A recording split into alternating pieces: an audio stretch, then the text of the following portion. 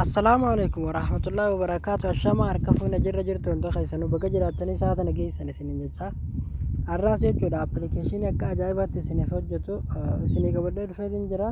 Gara aappii dabruun duratti warri YouTube chaanaala kiyyaaf haaree taatan sabiskiraayib godhaa maatii keenya dabalamaa isiniin jenna.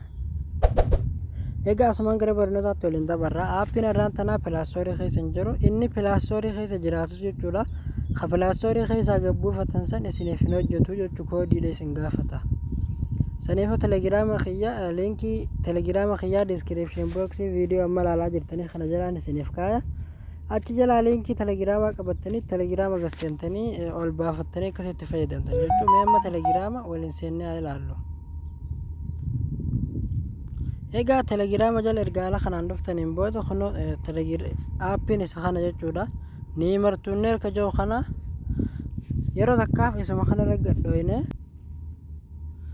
kunoo bakka install jettan raggadhoyne install godhannaa jechuudha. Nammaa tan install godhadheetiin qaba waan ta'eef isumaan seenaa isin mul'isa. Isatti fayyadamaa jira. Kunoo aappiin isa kana kunoo akkuma argitan amma isatti fayyadamaa jira jechuudha. Irraa baaseetiin waliin ilaalla. Aappiin kun koodii takka hin qabu. Yeroo dhuftan ammoo dirqama update godhuu qabdanii jechuudha. Update bakka jettu sana raggadhoytanii online ta jettu sana raggadhoytan ammallee update yoon ifin ta'in isinii dalaguu hin danda'u jechuudha aappiin kun. Saniifuu ergaala saniin update godhataniin booda seervera gubbaarraa akkasumas dhiistanii isa kana jechuudha. Yeroo takkaaf raggadhoytanii as keessaa jechuudha yaaquutaa firii isiniif hojjeta moobaayilii riyaala 60 moobaayilii riyaala 25 akkasumas 39 jawwii firii zeenii firii isiniif hojjeta. Aappiin kun akka ajaa'iba jabaadha. Duraan gurguramaa ture jechuudha. Amma zeenii kanarra waliin ilaalla.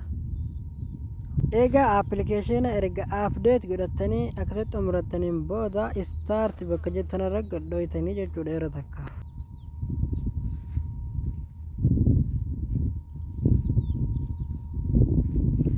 Kunoo appilikeeshiniin hin turu jechuudha. Akka ajaa'ibaatti ol bahee dalaguu eegalee jira jechuudha. Saniifuu aappiin kun baay'ee takka jabaadha. Egaa viidiyoon keenya kaarraa asirra raawwata. Yoo isinitti tole laayikii godhuun nu jajjabeessaa. Hanga viidiyoo birootiin walitti deebinutti nagayaan nu turaan isiniin jedha.